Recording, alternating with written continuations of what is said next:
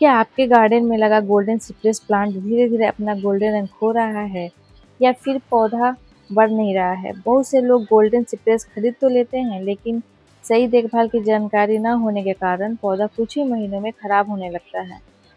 आज की इस वीडियो में मैं आपको गोल्डन सिप्रेस प्लांट की ए टू जेड कंप्लीट गाइड देने वाली हूँ।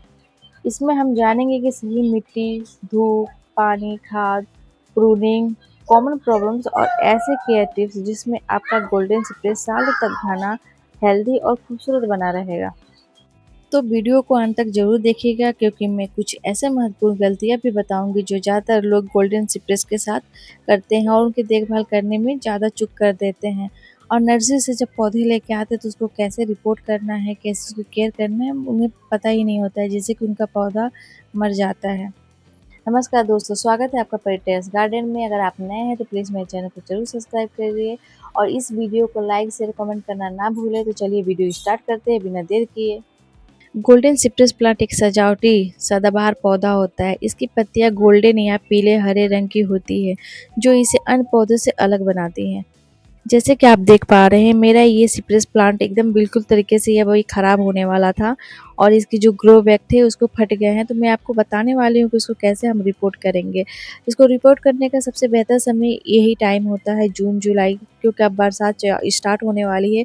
इसी समय इसका रिपोर्टिंग आप कर सकते हैं, क्योंकि ये है गर्म जलवायु वाला पौधा जो गर्मी से लेकर बरसात तक अच्छे से इसकी ग्रोथ होती रहती है और ये सालों साल ऐसे हरा भरा और हेल्दी बना रहता है।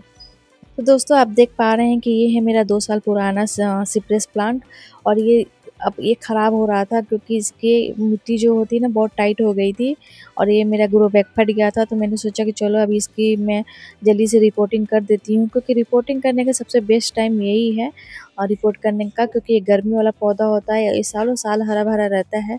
आप इसे कटिंग से भी ग्रो कर सकते हैं और ये आप जैसे कि आपके पास प्लांट है तो इसको रिपोर्ट इस समय कर लीजिएगा। उसका रूट बाउंड हो चुका है तो मेरा जो ग्रो बैग था पूरी तरीके से फट चुका था। आप देख पा रहे हैं कि इसमें कितने सारे कचड़े इसमें दबे हुए थे। तो आप ये गलती कभी मत करिएगा, क्योंकि अब जब कोई भी खाद वगैरह चाहे कोई भी गार्डन का जो भी आपको वेस्ट चीज़ें होती है ना, तो आपको ग्रो बैग में भरना होता है। तो उसके साथ पन्नी वन्नी वगैरह मत भरिएगा।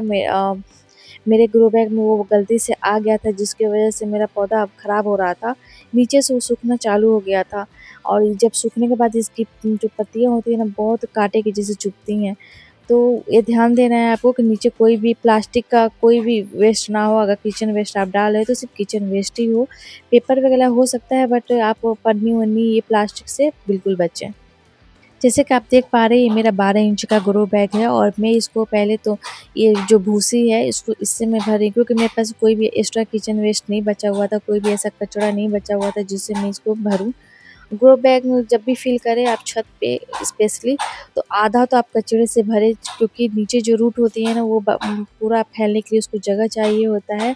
और दूसरी बात कि जब हमारा किचन वेस्ट होता है तो जब उसको नीचे दबाते हैं तो वो हमारा खाद में कन्वर्ट हो जाता है। तो मैंने पहले से यहाँ पे मिट्टी तैयार कर रखा था और उसमें मैंने लिया था कोकोपीट है, रिवर सैंड है, गार्डन सॉइल है और उसमें वर्मिंग कंपोस्ट है और नीम खली। मैंने ये सारा मिक्स करके मैंने मिट्टी पहले से तैयार रख कर लिया था। और उसके बाद से आप इस बात का ज़रूर ध्यान दीजिए कि जब भी आप कोई भी पौधा रिपोर्ट करें, उसको कभी भी पूरा उसका जड़ बिल्कुल ना छेड़ें, नहीं तो वो पौधा मर सकता है। तो मैंने भी इसको बिल्कुल उसका जड़ मैंने टच नहीं किया है, बस किनारे-किनारे से मैंने मिट्टी निकाला और उसको अच्छे से मैंने, क्योंकि वो मिट्टी नीचे से पूरी तरीके से भुरभुरी हो गई थी तो वो अपने आप निकलती जा रही। अब मैं इसको अच्छी तरीके से मिट्टी इसमें फिल कर दूँगी अच्छी तरह से। पूरा हमें ग्रो बैग नहीं भरना होता है, हमें ऊपर से इतना रखना है, 4 इंच का हमें रखना ही रखना होता है खाली, क्योंकि जब हम पानी देते हैं ना तो अच्छे से उसमें पानी एब्ज़ॉर्ब कर पाए। तो इसलिए मैं धीरे-धीरे करके सारी मिट्टी इसमें फिल कर ली हूँ। आप देख पा रहे हैं कितनी भुरभुरी मिट्टी मेरी तैयार हुई है। हमें जब भी कोई भी पौधा हमें छत पे लगाना होता है ना, तो मिट्टी हमें ऐसी भुरभुरी ही बनानी होती है। अगर आप टाइट बनाएँगे तो उसमें पानी स्टोर हो जाएगा, जिससे कि हमारा पौधा जो है ना उसकी जड़ सड़ने लगती है और वो पौधा बिल्कुल ख़राब हो जाता है। तो इसलिए हमें कोई भी पौधा रिपोर्ट करते समय हमें मिट्टी इतनी हल्की भुरभुरी ड्रेनेज वाली बनानी है, जिससे कि जब भी हम पानी उसमें डालें तो ओवर वाटरिंग ना हो, सारा पानी उसमें से निकल जाए और बस उस मिट्टी में मॉइस्चर बचे। ये जो मैंने मिट्टी तैयार किया हुआ है एकदम हल्का, ये मेरा ग्रो बैग हो चुका है। एक हाथ से भी आप चाहे तो इसे उठा सकते हैं, मतलब इसमें ज़्यादा लोड की ज़रूरत नहीं है।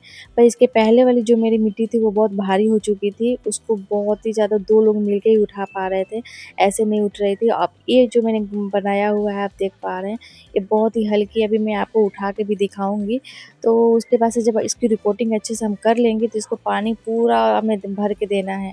पूरा पानी भर के देंगे, उसके बाद से इसको हम रख देंगे छाया में। छाया में रखने से क्या होता है कि हमारा पौधा आराम से सेट हो जाता है।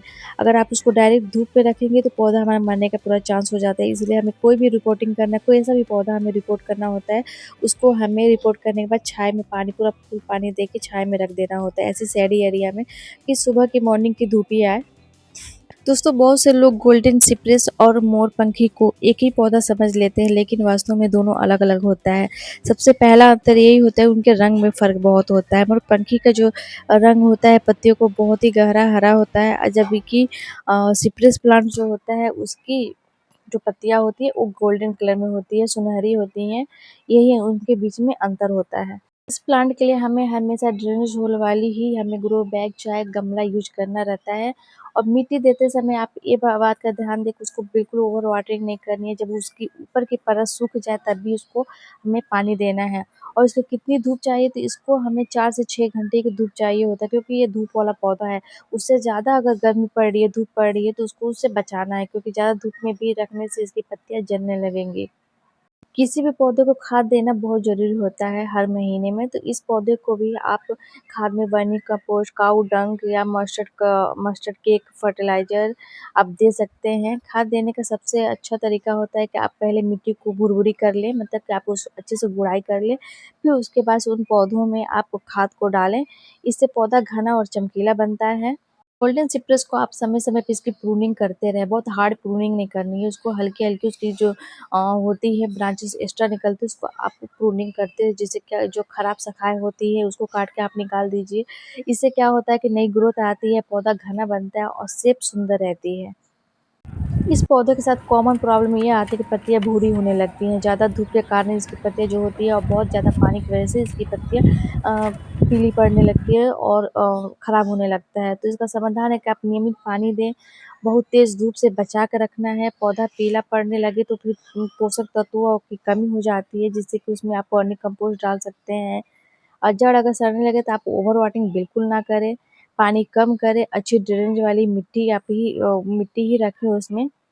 महीने में 1 बार खाद तो आप ज़रूर दें, अच्छी धूप दें उसे, पानी जमा ना होने दें और समय-समय पे प्रूनिंग करते रहें। कीड़ों की समस्या अगर होने लगे तो आप नीम ऑयल का स्प्रे कर सकते हैं। तो दोस्तों उम्मीद करती हूँ कि गोल्डन सिट्रस प्लांट की यह पूरी जानकारी आपको पसंद आई हो। अगर वीडियो अच्छी लगी हो तो वीडियो को लाइक करिए, चैनल को प्लीज़ सब्सक्राइब ज़रूर करिए और बेल आइकन ज़रूर दबाइए। और इस वीडियो को शेयर भी करते रहिए। मिलते हैं अगले वीडियो में नए गार्डनिंग टिप्स के साथ। आपका फेवरेट प्लांट कौन-सा है प्लीज़ कमेंट करके बताइए। Happy gardening.